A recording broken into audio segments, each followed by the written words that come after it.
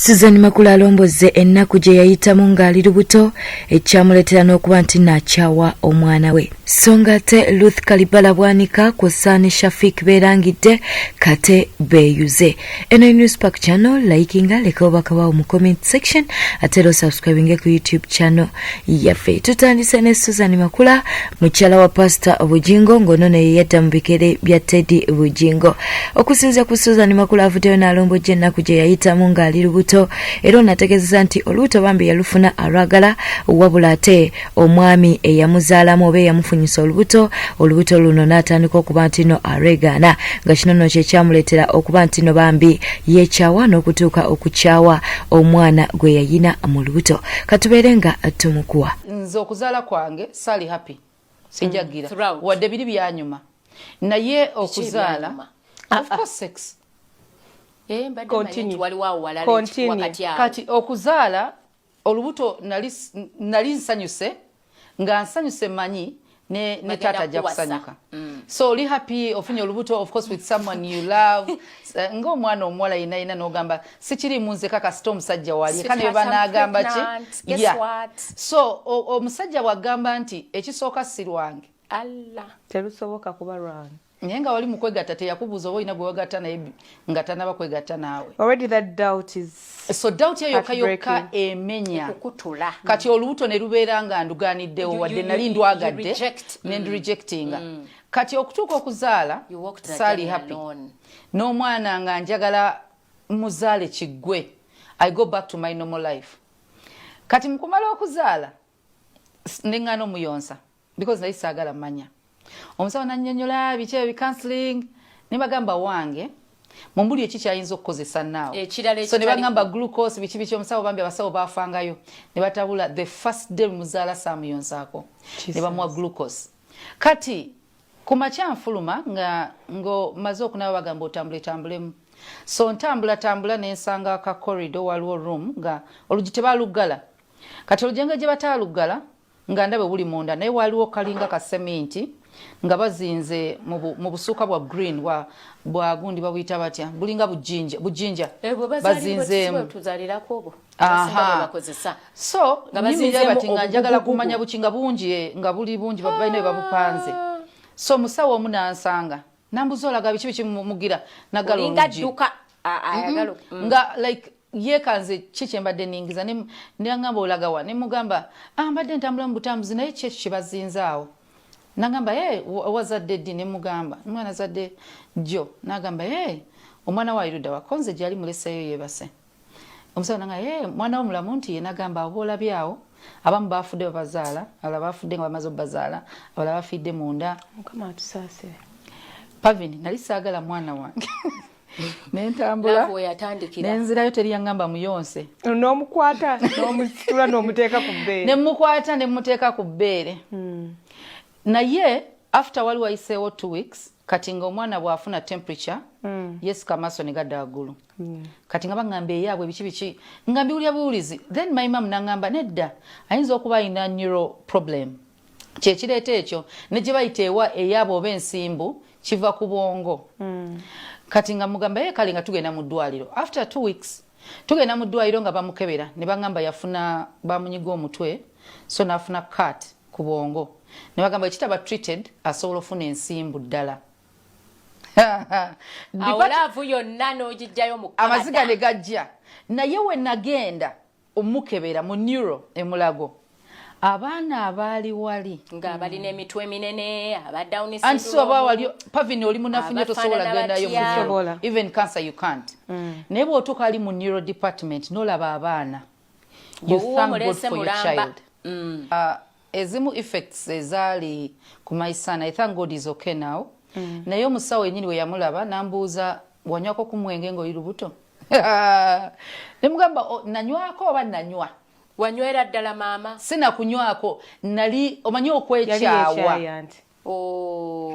nga ngunywa ne lwe nazaala omuntu omu yandeetera bukaso I remember kasolaga 4 cans nozinywa nti zireeta amabeere siwe batuga si mabeere saagala mmanya nga nonye kitto kinzijako kino kyonna Bambi naye ng'omwana alina ebintu ebimu byesitasobola kwogera n'ebimu byagenda byabula naye kyeyasooka omulabirako wano ng'eggumba lya wano liri flat kyekiraga nti omwana yali nagamba wamunywerako omwenge ng'eggumba lya wano liri flat so ng'amaaso ge gaappearinga okuba smaller nga galinga mu China naye n'obuso butini kati n'eggumba lyadda mpola nti Katonda munanga alina bw'ataasa abaana naye n'ekirala nga munyonyi w'amazzi kuva nanywanga nnyo n'amazzi kyokka nga nnyo omwenge naye waliwo ebintu ebimu bye yafuna ebizibu ebimu bye yafuna nga byava ku nze musawo n'agamba lwaki wagunywanga nimwe musawo nsaba kunsonyiwa njagala kati atereere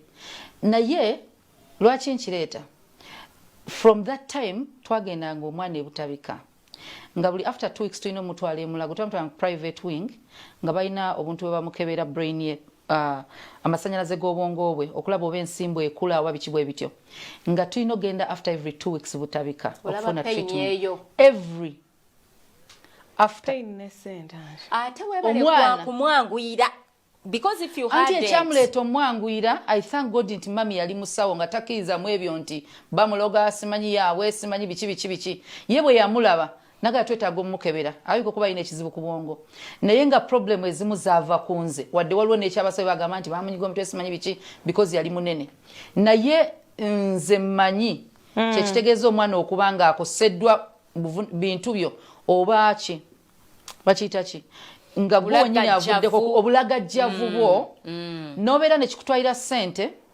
naye omwana nga omanyi amateeka ge bampa omwana temulina mustressinga temulina mukuba simanyi biki ngiwako omwana kati ng'abafuga wadde muto eyo nga tuvideyo Ruth Kalibbala Omwana ne Shafik Katebe yulize ku set mu programu gye bakola munange ku Spark TV eya Twezimbe bano ne babadde bali ku nsonga za Wizo eyavaayo n'abeera nga akuba mukyala we ayitibwa Sandra ku nsonga eyo nno kwe bavudde okuba nti no batandika okweyogerera ebisongovu era buli omu n'atandika okuba nti no alangira munne akate babeerenga bekuba katubakuwe kati wano Wizo waali abasajja wekisinga olumira Anthony mwavu kato yaga oteke mbuba ate nje zasete nga waka naye omwana alina sete mekezi gyogesa Wizo ku sete Wizo kwetunda sete zonna Wizo ze yalina tunda naye tolina nze ngenda okufuna emmere olaba kati kakkana okiwulidde Shafik njakucapa olwirwa nawe kyonyumyako okubani nusu gwe kabule ebbuga ogenda okuba okubani gwe oli mukazi wange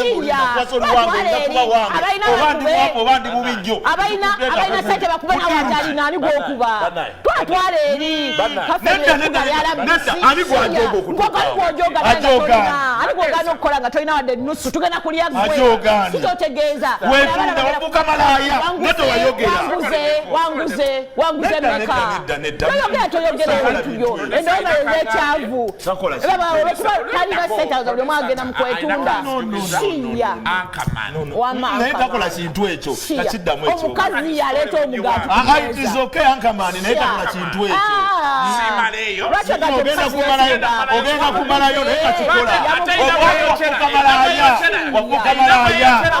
wafuuka malaya kungula todda mukungula oli mukazi wange oli wawaka ulinamu abaana nga tukyali ku nsonga za Wizo okukuba maama w'abaana be gwayinamu abaana babiri tubatogera ku Sandra munange mukyala wa Chameleon Daniela avuddeyo oba alemeddeko n'agamba nti tagenda kupowa okutuusa nga omukyala ono afunye obwenkanya ono yavuddeyo n'ategeeza nga bwe yayogeddeko ne Chameleon ku video call era nga munange Sandra yamubadde ku lusegere wabula ate nga Sandra mu video eno yabadde alabika nga tali mu mbeera nnungi wadde nga Bambi yabadde agezaako okuba nti nno alaga nti nno ali bulungi era okusinziira ku Daniela yavuddeyo n'agamba nti yayogeddeko ne Chameleon n'amugamba nti basaanye okwogera ne Wizo okuba nti no alekeraawo okukuba omukyala ono kubanga ate biyinza okuwunzika obubi. Zezo screenshots mukwano nga bwe tuli mu kuzikulaga. Daniela Atim yasobodde okuba nti no azisharinga ku mutimbagano ng'alaga engeri gye bayogedde ne Ruth Chameleon era n'amugamba nti ensonga za Wizo okuba nti no buli kaseera akuba omukyalo ono basaanidde okuba nti no bazikolako balekerawo okuba nti no babikkirira ekibi. Nga tuvudde tugenzeko ewa Vivian ono nga ye mukyala wa SK Mbuga avuddeyo n'alabula Leila Kayondo okuba nti no yeesonyiwa omwami we. Ono nno yabadde ku kabaga akamazaalibwa wabula nga kabaga kano ate SK Mbuga teyalabiseeko abwebityo nno bwe byabadde.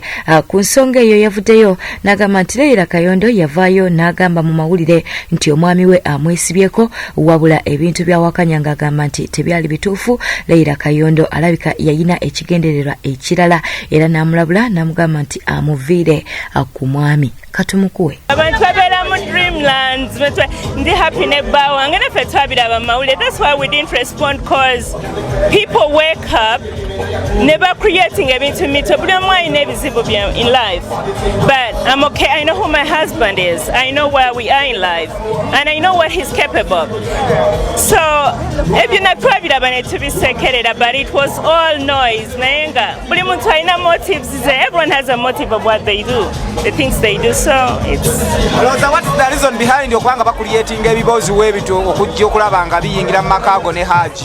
Anti kuba tuli happy nnyo, tuli basanyufu bannange.